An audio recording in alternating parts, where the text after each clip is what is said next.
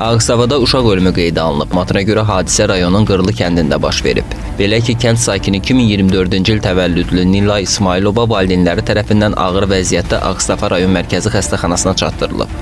Müayinə zamanı azyaşlının öldüyü məlum olub. Onun ölüm səbəbi hələlik məlum deyil. Qeyd edək ki, azyaşlının ölümü ilə bağlı təbibdən açıqlama verilib. Bildirilib ki, iyunun 8-də saat 12:30 iradələrində Qırlı kənd sakini 8 aylıq qadın cinsli körpə ölü vəziyyətdə Ağstafa rayon mərkəzi xəstəxanasının təcili və təxirə salınmaz tibb yardım şöbəsinə gətirilib. Xatırladaq ki, ötən il avqust ayında İsmailovların övladları 2022-ci il təvəllüdlü Gülxar İsmailzadə qıc olma diaqnozu ilə Ağstafa rayon mərkəzi xəstəxanasına yerləşdirilib. Həkimlərin müayinəsi zamanı Gülxar İsmailzadənin öldüyü məlum olub.